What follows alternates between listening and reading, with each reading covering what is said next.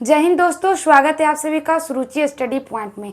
आज हम द्विनाम पद्धति के बारे में जानेंगे। नामकरण, जो जीवों का नामकरण कैसे हुआ, द्विनाम पद्धति क्या है, जीवों का नामकरण किसने किया, ये सारी बातें आज हम इस वीडियो में जानने वाले हैं। इससे पहले हमने बताया था कि जीव में विभिन्नता, मतलब जीवों में क्या है, बहुत प्रकार की विभिन्नता पाई गई है।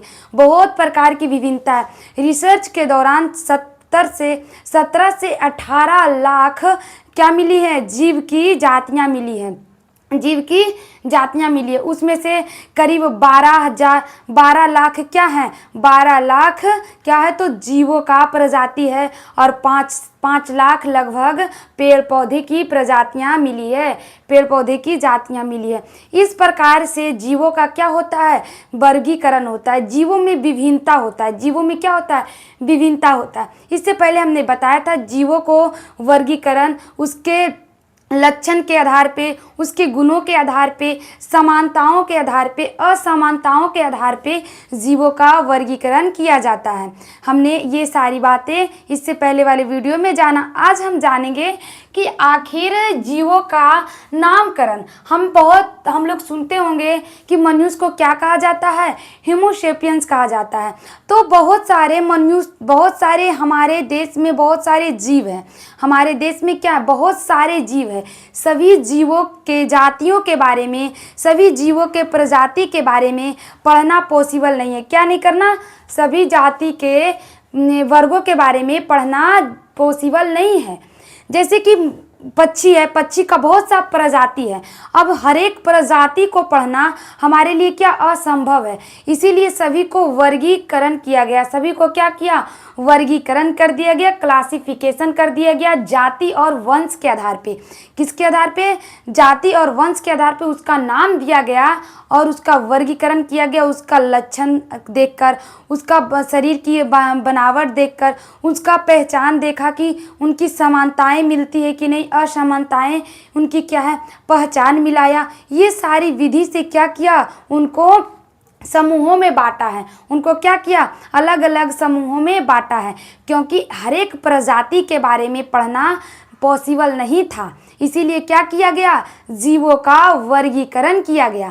तो जीवों का वर्गीकरण जब किया, जीवों का वर्गीकरण जब करता है, तब वहाँ पे एक बात आती है कि उनका नाम रखना बहुत जरूरी था, और वैसा नाम रखा जाए जिससे उस पूरे जीव जाति का बोध हो, उस पूरे जीव जाति का बोध हो, और वही नाम से उसको उसे पूरी दुनिया जाने, जिसे लैंग्वेज में हम क्या कहते हैं, बायोलॉजिकल नेम कहते हैं, जिसको हम क्या कहते हैं, बायोलॉजिकल नेम कहते हैं। तो हम क्या जानने वाले हैं, जीवों का नामकरण। आखिर जीवों का नामकरण कैसे हुआ, जीवों को क्या किया, बांटने के बाद सभी जातियों में, सभी वर्गों में जीवों को अलग अलग करता है। उसके बाद सभी जीवों का नाम रखता है। क्या रखता है, नाम रखता है। तो वो नाम किस पद्धति के दौरान रखा गया और क्यों रखा गया, क्योंकि देखिए आएगा कि क्यों रखा गया। तो क्योंकि जीवों, हमारे वर्ल्ड में, पूरा लिविंग थिंग में, बहुत जीव जगत में, जीवों में बहुत विभिन्नता है। जीवों के बहुत सारे प्रकार हैं। उन सभी को पढ़ना असंभव था। इसीलिए सभी को क्या किया, समूहों में बांट दिया। जाति और वंश के आधार पर क्या किया, उसका नामकरण कर दिया, जिससे हम क्या कर सकते हैं, उसके बारे में रिसर्च भी कर सकते हैं और उसके बारे में जान भी सकते हैं।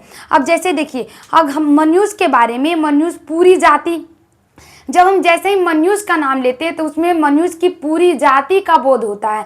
इसमें लड़का लड़की ट्रांसजेंडर चाहे और जितना भी मनुष्य है उस सभी का बोध होता है जब हम मनुष्य को बोलते हैं।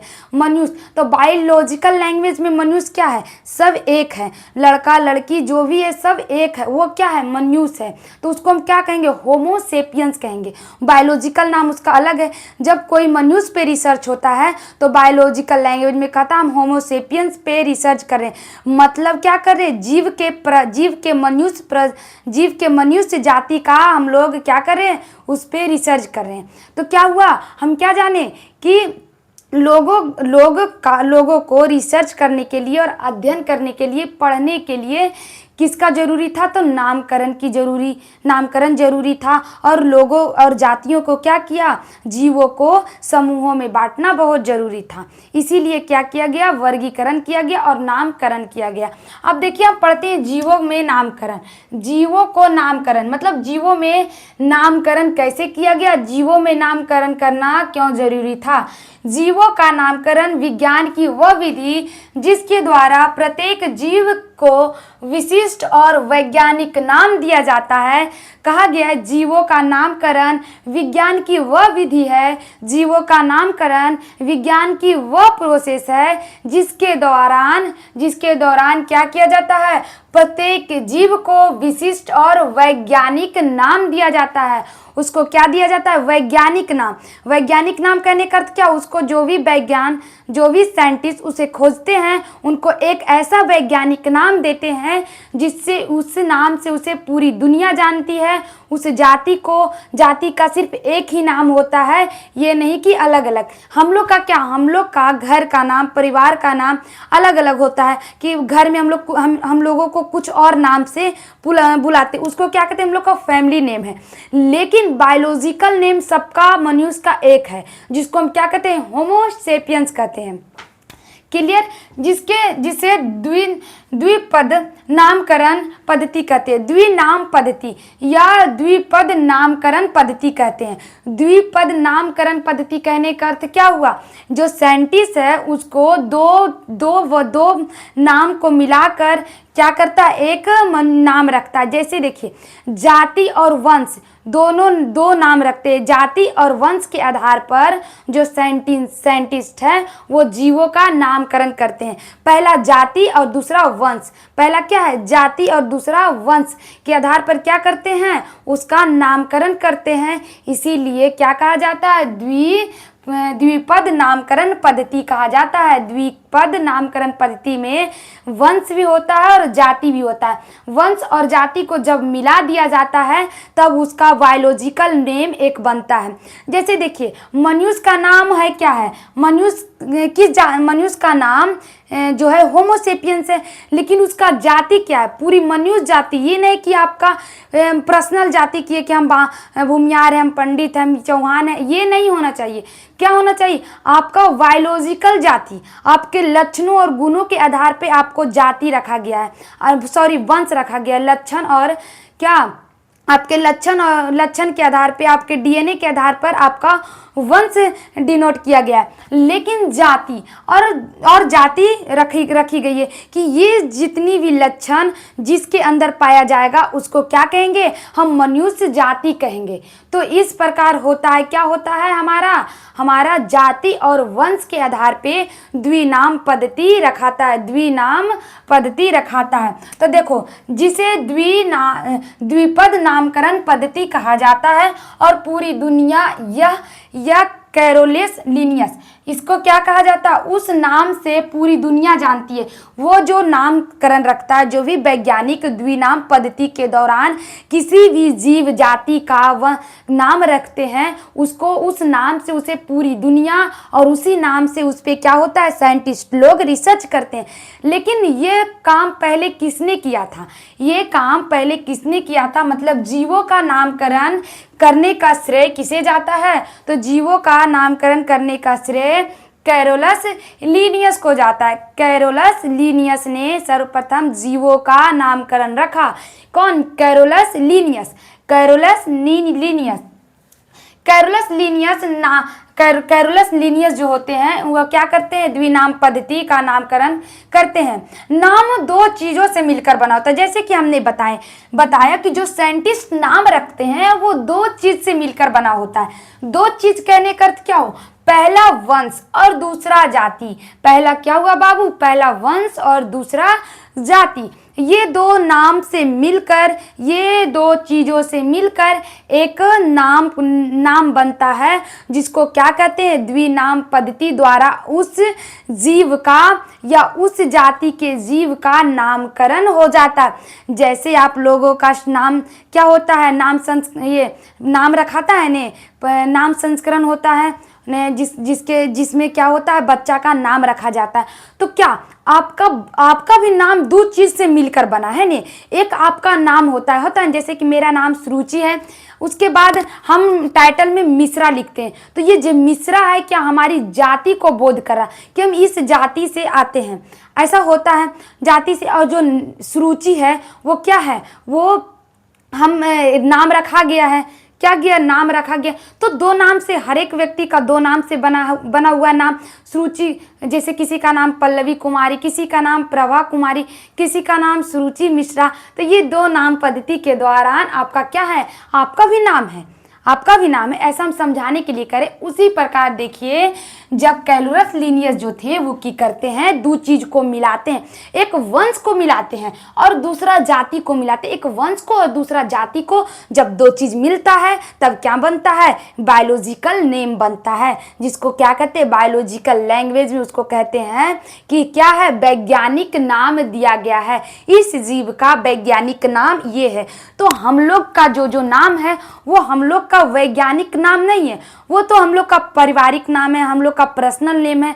लेकिन जब पूरी दुनिया का, जब पूरी जीव जाति का बोध हो तब उसमें मनुष्य जीव का अलग ही बायोलॉजिकल नेम रखा गया है।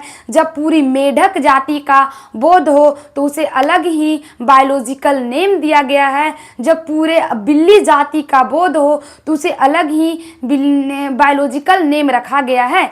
जैसे कि देखिए मेढक बहुत प्रकार के होता है, एक छोटका मेढक होता है, एक बड़का मेढक होता है, एक उड़े वाला मेढक होता है, टटराए वाला मेढक होता है, बहुत प्रकार का मेढक होता है। तो आप एक बार सिर्फ मेढक के बारे में पढ़ लेते हैं कि मेढक की इससे सांस लेती है, मेढक ऐसे करके चलता है, मेढक की ये आवाज होती है। क्या आप एकक प्रजाति के बारे में पढ़ते नहीं, सिर्फ मेढक जाति के बारे में पढ़ते। जब हम मनुष्य के बारे में पढ़ते हैं तो मनुष्य के बारे में पढ़ते, मतलब मनुष्य की शारीरिक बनावट और आंतरिक बनावट के बारे में पढ़ते। ये नहीं कि पढ़ते कि मनुष्य गोरा भी होता है, मनुष्य काला भी होता है। हम लोग ऐसा नहीं पढ़ते। हम लोग क्या पढ़ते, पूरी मनुष्य जाति के बारे में पढ़ते, उनकी प्रजाति के बारे में नहीं पढ़ते कि कोई गोर होता है, कोई कार होता है, कोई सामर होता है। ये क्या, ये प्रजाति हो गया। अब पूरी मनुष्य जाति के बारे में हम लोग पढ़ते हैं तब क्या हुआ, तब हम लोग क्या पढ़ते हैं, उसको मनुष्य के बारे में पढ़ते हैं। तब ये सारी बातें हमने जाना। अब देखिए यहाँ पे हमने लिखा है कि जंतु के नाम, वंश का नाम, जाति का नाम। देखिए जो कैलुरस लीनियस जो थे वो क्या करते हैं, सभी का नामकरण करते हैं। सबके नामकरण करेगा ना भाई।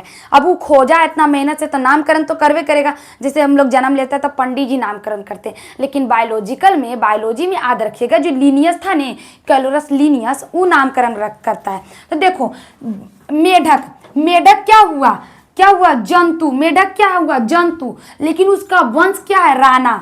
उसका वंश क्या है, राणा ठाकुर। ये आपका मेढक का वंश क्या है, राणा। मेढक का वंश का नाम राणा। और इसकी जाति क्या है, ट्रिग्ना। जाति क्या है, ट्रिग्ना इसकी जाति है और वंश इसका राणा हुआ। जब हम ये दोनों को मिलाएंगे तब इसका पूरा नाम बनता है, जिसको क्या कहा जाएगा, राणा ट्रिग्नियस। क्या बोलेंगे, राणा ट्रिग्नियस। उसके बाद देखिए मेढक के बारे में हमने जाना, मेढक के बारे में हमने जाना, क्या जाना, जब मेढक की वंश और जाति को मिलाते हैं तो राणा ट्रिग्ना बनता है। इसका क्या नाम है, पूरा नाम, राणा ट्रिग्ना। जैसे देखिए मेढक का नाम, मेढक जंतु है ने, मेढक जंतु है। हम लोग भी क्या आते हैं, जंतुए में आते हैं। हम बार बार बोलते हैं जितना सुंदर सुंदर लड़की होती वो सब जीव जंतु में आती। सब जंतु है, अपना आप पर नहीं कीजिए हम बहुत सुंदर हैं। बायोलॉजी में आपको जंतुए कह के बुलाया जाएगा। तो क्या है, जंतु। तो देखिए ये की है, राणा मेढक का वंश हुआ और जाति इसका क्या हुआ, ट्रिग्ना इसका जाति हुआ। जब ये दोनों मिला तो राणा ट्रिग्ना बना। तो की दुयु नाम पद्धति हुआ ने, ई नाम दोनों मिलके क्या हुआ, एक प्रॉपर नाम बना। किसका, तो पूरा मेढक जितना भी मेढक के मेढक है, मेढक जाति, सब जितना भी दुनिया में जितना प्रकार के मेढक है, सभी मेढकों को क्या कहा जाएगा? तो राना ट्रिगना कहा जाएगा। किस लैंग्वेज में? बायोलॉजिकल लैंग्वेज में। अब देखिए मनुष्य है, मनुष्य क्या है? मनुष्य हम लोग हैं, हम लोग क्या है? मनुष्य है। मनुष्य किसको? जो बुद्धिजीवी है, जो मतलब बुद्धिजीवी है, बहुत उसमें ज्ञान होता है, उसका ब्रेन डेवलप होता है, वो क्या मनुष्य कहलाता है ने। बहुत सारा थे है मनुष्य कहलाने का। उसके 2 पैर पे चलता है, उसका जो स्मृति सोचने की शक्ति बहुत ज़्यादा होती है, इस प्रकार से उसको मनुष्य कहते हैं। तो हम लोग क्या है? मनुष्य है। तो देखिए मनुष्य का वंश, मनुष्य किस वंश का है? होमो वंश का। मनुष्य का वंश क्या? होमो वंश है। मनुष्य का वंश होमो है। उसकी जाति क्या है? सेपियंस। उसकी जाति क्या है? सेपियंस। तब हम इस दोनों को मिलाएंगे, देखिए एक नाम दो नाम, तो द्विपद्धति हुआ नहीं। जब दोनों नाम को मिलाएंगे तो क्या हो गया? होमो सेपियंस। इसका क्या नाम हो जाएगा? होमो सेपियंस। अब देखिए शेर है, शेर का क्या जाति है? शेर का वंश का नाम है फेलिस। जो शेर है उसका वंश का नाम फेलिस है और इसका जाति का नाम लियो है। अब जब ये दोनों को मिलाएंगे तो क्या हुआ? फेलिस लियो। क्या हो जाएगा? फेलिस लियो। शेर की जाति का नाम क्या है? लियो और वंश का नाम फेलिस है। जब ये दोनों को मिलाएंगे तो इसको हम फेलिस लियो कहेंगे। उसके बाद देखिए बिल्ली, बिल्ली के भी वंश का नाम फेलिस है और इसका जो जाति का नाम है डोमेस्टिक्स है। डोमेस्टिक्स इसका जाति का नाम है और इसका जो वंश का नाम है फेलिस। अब देखिए ध्यान दीजिए, थोड़ा सा ध्यान दीजिए। देखिए फेलिस बिल्ली के भी जाति है और शेर के भी जाति है ने, तो दोनों का तो जाति एक है लेकिन इसका वंश एक है। देखिए शेर का भी वंश फेलिस है और बिल्ली का भी वंश फेलिस है, लेकिन जाति दोनों का अलग है नहीं। वंश एक के है, जाति अलग है, तो इसको क्या कहेंगे? फेलिस डेमोस्टिक्स। फेलिस डेमोस्टिक्स क्या कहेंगे? बिल्ली। ऐसा ही आप 10 गो क्या कीजिएगा? 10 गो आप जंतु वंश जाति का नाम लिखकर इसका पूरा लिखिएगा। ये आपका HW होमवर्क है। देखिए 3 अब हमने ये जाना, हमने क्या जाना? द्विनाम पद्धति। मतलब द्विनाम पद्धति के दौरान क्या किया गया? प्रत्येक जीव का बायोलॉजिकल नाम रखा गया। जो सर्वप्रथम किसने लिखा कहा था?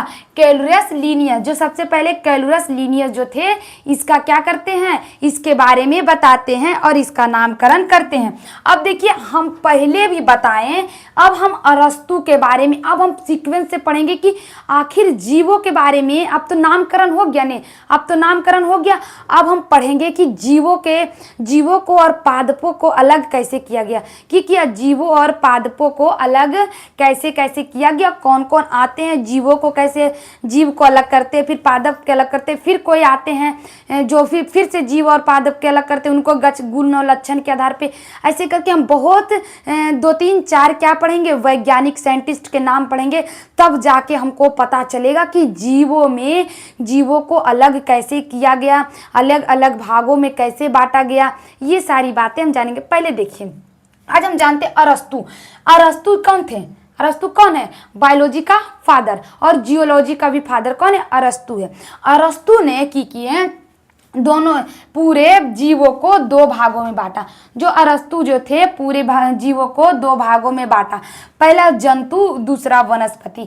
जंतु समूह और वनस्पति समूह, जिसको हम पादप जगत भी कहते हैं और जंतु जगत। अरस्तु 2 चीज को इसको बांटते हैं, लेकिन अरस्तु बांटते तो सही है, लेकिन अरस्तु जो भी बांटते हैं उनको क्या बांटते हैं? सिर्फ क्या बांटे? ध्यान दीजिएगा, वो पादप जगत बांटे और जंतु जगत में दोनों को बांट दिए। लेकिन इनकी जो बाटे ने, ये जो बाटे हैं, इसमें जो ये क्लासिफिकेशन किए बाटे हैं दोनों को, उसमें कमी रह गया। उसमें क्या हुआ? कमी रहा। अब कमी क्या है? देखिए अरस्तु तो बांट दिए, लेकिन उनमें वो नहीं देखे कि उनमें क्या क्या होना चाहिए। जैसे देखिए अरस्तु बांटे क्या? अरस्तु पूरी जितना भी जंतु जगत है, पूरी जंतु जगत, जिसमें जंतु जगत किसको कहते हैं, जियोलॉजी मतलब किसको कहते हैं, जिसमें क्या हो, हम पूरी जीव जंतुओं के बारे में जिस शास्त्र में पढ़ते हैं, पूरी जंतु के बारे में जिस शास्त्र में हम जंतुओं के बारे में अध्ययन करते हैं, उसको क्या कहा जाता है, जंतु विज्ञान कहा जाता है।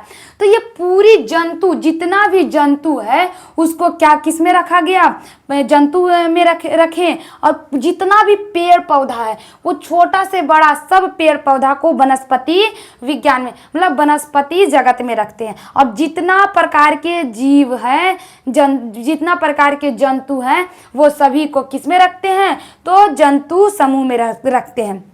लेकिन देखिए ऐसा थोड़ा है, लेकिन इसमें कमी क्या रहा, देखिए बहुत सारे ऐसे जीव हैं जो एक कोशिकीय होते हैं, बहुत सारे ऐसे जीव हैं जो बहुकोशिकीय होते हैं। तो यहाँ अरस्तु ने एक कोशिकीय और बहुकोशिकीय में बांटा ही नहीं, यहाँ अरस्तु को ये बताना चाहिए था कि ये सारे जीव एक कोशिकीय में रहेंगे, ये सारे जीव बहुकोशिकीय में रहेंगे। ये सारी बातें जो थी अरस्तु ने नहीं बताया, ना तो वो एक कोशिकीय जीव के बारे में बताएं और ना ही वो बहुकोशिकीय जीव के बारे में बताएं। लेकिन जीव क्या, जीव में बहुत प्रकार के एक कोशिकीय जीव है, बहुत बहुकोशिकीय जीव है। तो ये जो है बातें अरस्तु नहीं बताते हैं, तो ये कमी रह गया। क्या रहा, कमी रहा। उसके बाद देखिए प्रोकैरियोटिक और यूकैरियोटिक, प्रोकैरियोटिक और यूकैरियोटिक के बारे में भी क्या अरस्तु नहीं बताते हैं कि जीव में यूकैरियोटिक होता है और प्रोकैरियोटिक होता है, ये भी नहीं बताते। बताएंगे ये एक कोशिकीय क्या होता है, बहुकोशिकीय क्या होता है, ये भी बताएंगे। यूकैरियोटिक क्या होता है, प्रोकैरियोटिक क्या होता है, ये भी बताएंगे। सुनिए, पहले आगे सुनिए, उसके बाद हम सभी को एक एक करके बताएंगे।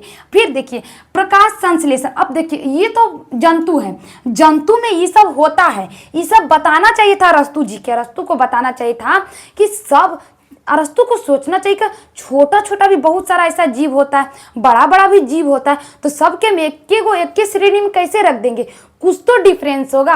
तो वो डिफरेंस नहीं देते, वो बतेबे नहीं कुछ करते हैं। तब देखिए ये तो दोनों हो गया जंतु के लिए। पादप जगत में भी तो कुछ होगा। तो पादप जगत में क्या है, प्रकाश संश्लेषण। उनको बताना चाहिए था कि प्रकाश संश्लेषण और अप्रकाश संश्लेषण लेशन के दौरान भी क्या है, वनस्पति विज्ञान में क्या होती है, विभिन्नता होती है। उनको ये भी बताना चाहिए कि हरे पेड़ पौधे और कवक के बारे में भी बताना चाहिए, वो नहीं बताए। तो ये सारी क्या रही, कमियां रही। अब कहिएगा एक कोशिकीय जीव हम किसे कहते हैं, तो ध्यान से सुनिए। एक कोशिकीय जीव हम उस जीव को कहते हैं जिसका शरीर एक ही कोशिका से बना होता है, मतलब उसकी शारीरिक संरचना एक कोशिका से बनी होती है, उसे हम एक कोशिकीय जीव कहते हैं। उसे हम क्या कहते हैं, एक कोशिकीय जीव कहते हैं। जैसे कि एक कोशिकीय जीव में क्या हुआ, अमीबा, पैरामीशियम, ईस्ट, ये सब क्या हुआ, एक कोशिकीय जीव है। ये बहुत ही सूक्ष्म होती है, इसको हम क्या कहते हैं, एक कोशिकीय जीव कहते हैं। अब देखिए बहुकोशिकीय जीव क्या है, जिनका वैसे जीव जिनकी शरीर बहुत सारी कोशिकाओं से मिलकर बनी होती है, जिनका शरीर बहुत सारी कोशिका से मिलकर बना होता है, उसको हम क्या कहते हैं बाबू, उसको हम बहुकोशिकीय जीव कहते हैं। उसको हम बहुकोशिकीय जीव कहते हैं। उसको क्या कहते हैं बाबू, बहुकोशिकीय जीव कहते हैं। देखिए जैसे कि हमनी सबके शरीर बहुत सारा सेल से बना है, एक सेल से नहीं बना है। हमारा आँख अलग है, हम आँख से अलग नैन से अलग देखते हैं, आँख से अलग देखते हैं, मुंह से एकदम चपर चपर अलग बोलते हैं, कान से एकदम कोई बुराई कर तुरंत कान से सुन लेते हैं। तो ये सब हमारा जो शरीर है बहुत सारी कोशिकाएं से, मतलब अलग अलग पार्ट है शरीर के। एकदम हाथ मुक्का मारे लगी हाथ है, पैर चलावे लगी पैर है, तो बहुत सारा कोशिका से हमारे शरीर मिलकर बना है, तो हम इसको क्या कहेंगे, बहुकोशिकीय कहेंगे। अब देखिए अमीबा हो गया, उसके सेल एक के कोशिका से बन के, वो खाएगा भी एक के चीज, एक के जगह से, पिएगा भी एक के जगह से, हर कुछ करेगा एक ही जगह से। उसको हम क्या कहते हैं, एक कोशिकीय जीव कहते हैं। उसको हम क्या कहते हैं बाबू, एक कोशिकीय जीव कहते हैं। अब देखिए हमने क्या समझा, एक कोशिकीय और बहुकोशिकीय के बारे में जाना। अब हम प्रोकैरियोटिक और यूकोशिकीय और बहुकोशिकीय के बारे में जाना। अब हम प्रोकैरियोटिक और यूकैरियोटिक के बारे में जानेंगे। देखो बाबू, प्रोकैरियोटिक हम किसे कहते हैं, प्रोकैरियोटिक हम वे जीव को कहते हैं जो जीव निम्न कोटि के होते हैं और उनका केंद्रक विकसित नहीं होता है, यह हम कह सकते हैं उनका जो केंद्रक है वो सुविकसित नहीं होता है, उसको हम क्या कहते हैं बाबू? उसको हम प्रोकैरियोटिक कहते हैं। उसको क्या कहते हैं? प्रोकैरियोटिक कहते हैं। वैसा जीव जो निम्न कोटि का है, जो निम्न कोटि का, जो बहुत सूक्ष्म है, उसका केंद्रक बहुत अच्छा से डेवलप न है, उसका जो केंद्रक है सुव्यवस्थित ढंग से नहीं है, उसको हम क्या कहेंगे? उसको हम प्रोकैरियोटिक कहेंगे। उसको हम क्या कहेंगे? प्रोकैरियोटिक कहेंगे। यहाँ अच्छा से नहीं दिख रहा होगा इसीलिए हम तुमको 4 बार बता देते हैं, अच्छा से समझ लीजिए और लिख लीजिएगा। प्रोकैरियोटिक हम किसे कहते हैं? जो जीव निम्न कोटि के होते हैं उनकी केंद्रक विकसित नहीं होती है और उनकी केंद्रक क्या होता है? सुविकसित नहीं होता है। वैसे जीव को हम क्या कहते हैं? यूकैरियोटिक जीव कहते हैं। प्रोकैरियोटिक जीव हम किसे कहते हैं? वैसा जीव जो क्या हो, वैसे जीव जो उच्च कोटि के जीव होते हैं और उच्च कोटि के जीव होते हैं और उनकी केंद्रक विकसित होती है और वो सुव्यवस्थित होती है। उनके केंद्रक पे दोहरी झिल्ली पाया जाता है, उसको हम क्या कहते हैं? उसको हम प्रोकैरियोटिक कहते हैं। उसको हम क्या कहते हैं? यूकैरियोटिक कहते हैं। सॉरी, उसको हम यूकैरियोटिक कहते हैं। प्रोकैरियोटिक में क्या आएगा? दिमाग लगाइए। बैक्टीरिया। बैक्टीरिया की है? बैक्टीरिया क्या निम्न कोटि का जीव है? बैक्टीरिया को हम नहीं देखते, एकदम जीरी एकदम छोटा छोटा होता है बैक्टीरिया। हरे शैवाल, ये सब क्या आते हैं? ये सब प्रोकैरियोटिक में आते हैं। यूकैरियोटिक में क्या आते हैं? पेड़ पौधा, कवक, मानव तो सबसे उच्च प्राणी का जीव है ने, वो की है, उसको हम क्या उसमें किस में रखेंगे? तो यूकैरियोटिक में रखेंगे। प्रकाश संश्लेषण और अप्रकाश संश्लेषण। प्रकाश संश्लेषण मतलब देखो, पेड़ पौधा क्या करता है? प्रकाश संश्लेषण करता है। पेड़ पौधा क्या करता है? प्रकाश संश्लेषण करता है। पेड़ पौधे प्रकाश संश्लेषण कैसे करते हैं? तो पेड़ पौधे में प्रकाश संश्लेषण के दौरान क्या होता है? भोजन का निर्माण होता है। प्रकाश संश्लेषण की क्रिया जिसके अंदर होता है उसको हम स्वपोषी जीव भी कहते हैं। देखिए, जब जो हरे पेड़ पौधे वायुमंडल से CO2, वायुमंडल से क्या लिए? CO2, जड़ से क्या लिए? H2O मतलब जल, खनिज लवण, और उसके बाद वायुमंडल से CO2, सनलाइट, क्लोरोफिल के मदद से ग्लूकोज का निर्माण करते हैं और उसके बाद ऑक्सीजन रिलीज करते हैं। उसको हम क्या कहते हैं? प्रकाश संश्लेषण कहते हैं। ग्लूकोज जो होता है, ग्लूकोज होता है वो क्या होता है? वो ये हरे पेड़ पौधे का भोजन होता है। तो प्रकाश संश्लेषण की क्रिया हरे पेड़ पौधे में होते हैं लेकिन मनुष्य में नहीं होता है। मनुष्य में नहीं होता है बाबू, ये सब नहीं बताया था, ये सब जानते हैं और अस्तु नहीं बताते, सब हम बता रहे हैं आपको, मतलब अरस्तु ने बताया था, हम बता रहे हैं क्या होता है। इसको क्या कहते हैं? प्रकाश संश्लेषण कहते हैं। हम ऐसा ही बोल दिए क्योंकि इसके बाद जो वैज्ञानिक आएंगे ने वो बताते हैं, वो की करते हैं। उसके बाद जो वैज्ञानिक आते हैं, अरस्तु के बाद जो वैज्ञानिक आते हैं वो बताते हैं कि ये सारी कमियां अरस्तु ने नहीं बताया। ये सारी जो कमियां हैं अरस्तु ने ये सारी चीज़ों को नहीं ध्यान दिया, इसीलिए इनकी 2 जगत में क्या किया गया? कमी बताया गया। हमने आज की जाना, क्या जाना है बताइए थोड़ा सा बताइए कि हमने आज क्या जाना? हमने क्या जाना? देखिए, हमने जाना जीवों का नामकरण, मतलब कैसे नाम रखाता है वो जाने। हम लोग के नाम कैसे हम लोग के नाम कौन रखते हैं? पंडित जी रखें। और बायोलॉजिकल नेम कौन रखता है? बायोलॉजिकल नेम के पंडित जी कौन है? तो कैलुरस लीनियस जो थे बायोलॉजिकल नाम द्विनाम पद्धति का जो सिद्धांत है वो देते हैं। उसके बाद देखो, उसके बाद द्विनाम पद्धति को वंश और जाति के आधार पर क्या किया गया? इसका 2 चीज़ों को मिलाकर द्विनाम पद्धति का नाम रखा गया। फिर उसके बाद जो अरस्तु जो थे उसको अरस्तु ने पूरे जीव जगत को 2 भागों में बांटा, एक जंतु विज्ञान जंतु समूह और दूसरा वनस्पति समूह। उसके बाद जो इन्होंने तो बांट दिया लेकिन इनकी जो बांटे थे बांटने में इनकी कुछ कमी निकल गया। कमी निकल गया, इनका बांटने में कमी निकल गया। तब हमने जाना एक कोशिकीय क्या होता है, बहुकोशिकीय, प्रोकैरियोटिक, यूकैरियोटिक क्या होता है। ये सारी बातें को आज हमने जाना। अब मिलेंगे नेक्स्ट वीडियो में। जय हिंद।